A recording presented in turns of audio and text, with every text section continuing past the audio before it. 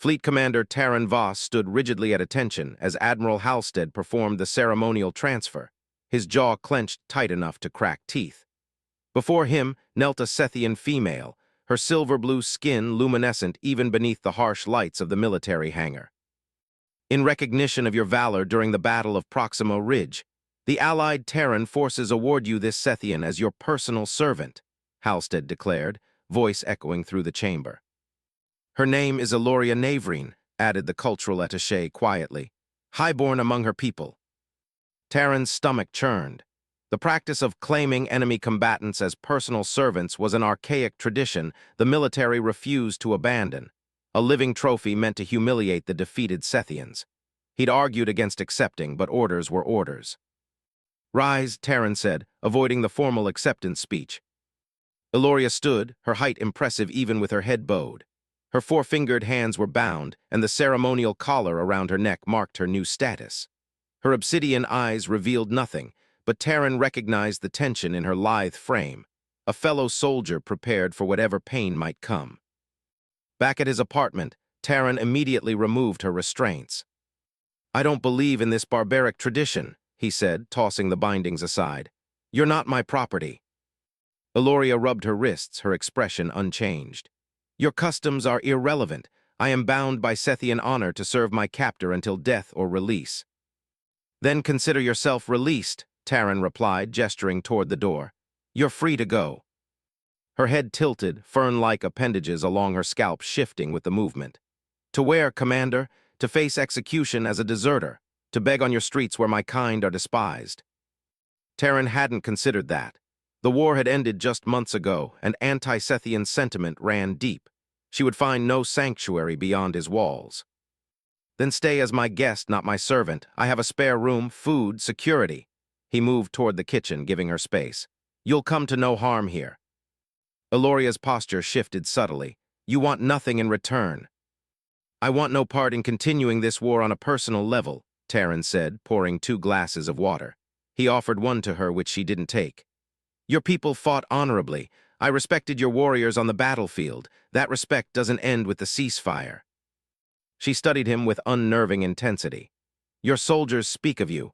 Taran Voss, the Starbreaker, your fleet destroyed 3 Sethian battle cruisers at Proxima. And your squadron took out our flagship at Deneb, he countered. War makes monsters of us all, but it's over now. War is never truly over, Commander. She finally took the water, her fingers carefully avoiding contact with his. It merely changes form. That night, Terran showed her to the guest quarters, sparse but comfortable. He provided clean clothes, access codes to the apartment, and food prepared to accommodate Sethian dietary needs. Eloria accepted these offerings with cold formality. When he left her alone, she systematically inspected the room, searching for surveillance, traps, anything betraying the commander's true intentions. Finding none, she settled onto the edge of the bed, her posture still battle-ready. Through the wall, she could hear Terran moving about his room, not approaching, not demanding, just existing. It made no sense. In Sethian tradition, a battle's servant was a vessel for the victor's will, whatever that might entail. She stared at the unlocked door, contemplating the strange imprisonment of freedom unwanted. This human spoke of respect, yet had destroyed her comrades, her future. How could she trust this unexpected mercy? Kindness was often the sweetest disguise for cruelty. Eloria placed her hand against the cool wall separating them. I do not understand you, Starbreaker, she whispered in her native tongue, but I will discover what game you play. She would watch, she would wait, and she would never forget that between predator and prey, patience determined which was which. 2 weeks passed with Eloria maintaining careful distance from Terran. She observed his routines, early morning exercises, communications with Fleet Command, evenings spent reading historical texts. Not once did he ask anything of her beyond occasional conversation. One morning, Terran entered the common area to find Eloria organizing his scattered tactical journals. You don't need to do that, he said gently. She straightened immediately. I must contribute. Idleness is shameful. There's no shame in healing, Terran replied, noticing the way she favored her left side, an old battle wound. But if it helps you feel settled, I won't object. That afternoon, Eloria collapsed in the kitchen, her silver-blue skin flushed with fevered purple. Taryn rushed to her side, his military training taking over as he carried her to the medical alcove. "Sethian physiology," he muttered, activating his comm unit. "Lieutenant Jaina, I need a xenobiologist, discreetly." Hours later, Dr. Cavith arrived with medication. "Standard post-combat stress syndrome," she explained. "Her body's processing trauma. She needs rest, proper nutrition." When Aloria regained consciousness, she found Taryn asleep in a chair beside her bed, a datapad fallen from his grasp. The screen displayed Sethian medical protocols. He'd been researching her biology. "Why?" she whispered, genuinely confused. The question woke him. "Why what?" "Why attend to me? I am nothing to you." Taryn straightened. "You're a person under my protection, that's enough." Later that week, a military colleague visited. Commander Bryce sneered upon seeing Aloria. "So the rumors are true. You actually treat your battle prize like a guest." "Lieutenant Commander Bryce," Taryn corrected coolly. "My household arrangements aren't fleet business."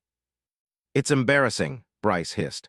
"Others parade their Sethians on leashes while you—" "That's enough." Taryn's voice held the edge that earned him battlefield respect. "You're dismissed." After Bryce departed, Taryn found Aloria in the small garden terrace, her fingers tracing patterns on a moisture-catching leaf. "Your status suffers because of me," she said without turning. "My status is secure," Taryn leaned against the doorframe. "My conscience matters more." That evening, Taryn discovered Aloria manipulating light through crystal fragments, creating patterns resembling the nebula visible through the apartment's skylight. When he entered, she quickly gathered the crystals. "No, please," he said. "It's beautiful." Hesitantly, she resumed, explaining, "This is kaleidoscope meditation. Sethian warriors practice it before battle." Taryn retrieved a wooden case from his quarters and opened it to reveal a stringed instrument. "We have something similar. Music centers the mind." As his fingers drew haunting notes from the strings, Aloria's crystals caught the melody in splinters of light. For the first time, her obsidian eyes met his without wariness, and something unspoken passed between them, recognition of the person behind the enemy. "Our peoples aren't so different," Taryn offered quietly. Aloria's fern-like appendages rippled slightly, a Sethian expression of thoughtful consideration. "Perhaps," she conceded, "in small ways that war couldn't erase." That night, both slept without the vigilance of previous weeks, the first fragile bridge built between their worlds. Aloria stood before the mirror in Terran attire, flowing pants, and a high-collared tunic that accommodated her crest. Tonight would be her first public appearance at a military reception. "You're certain?" she asked as Taryn appeared in the doorway. "Admiral Halstead specifically requested your presence. It could help change perceptions," Taryn replied, adjusting his formal uniform. "But only if you're comfortable." "Comfort is irrelevant. Strategic advantage matters," Aloria stated, though anxiety rippled through her crest. "I will represent my people with dignity." At the reception, stares followed them, some curious, others hostile.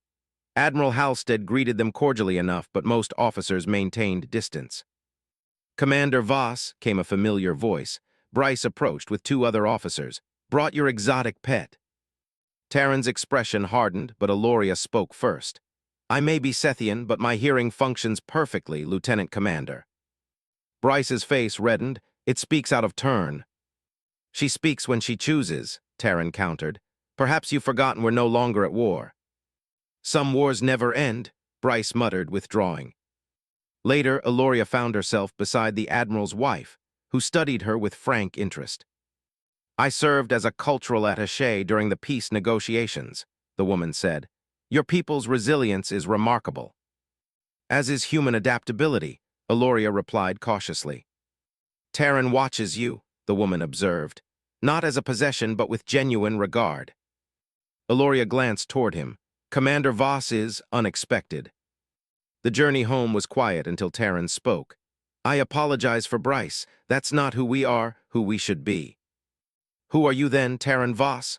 Aloria asked, using his given name for the first time. The question lingered between them, unanswered as they reached the apartment. Inside, the tension that had built through the evening remained, electric and undefined. Taryn moved to the window. Before the war, I was an explorer. I joined the fleet to discover, not destroy. Eloria approached, her reflection appearing beside his in the glass. I was to be a scholar before conscription. My family specialized in xenobotany. We've both lost our intended paths. Taryn turned to face her. Perhaps we find new ones, she said, reaching hesitantly toward his face. The touch was brief, her cool fingers against his cheek, but it shifted something fundamental between them. That night, Eloria entered his quarters during a violent storm. Lightning illuminated Taryn sitting awake, haunted by memories the thunder resurrected. "Deneb?" she asked, knowing the battle's thunderous iron storms. He nodded, words unnecessary. She settled beside him, their shoulders touching as the storm raged. When his hand found hers in the darkness, neither pulled away. Understanding bloomed between them. Both were casualties of a war still echoing within. In that shared vulnerability, something deeper than friendship but tentative as dawn began to take root.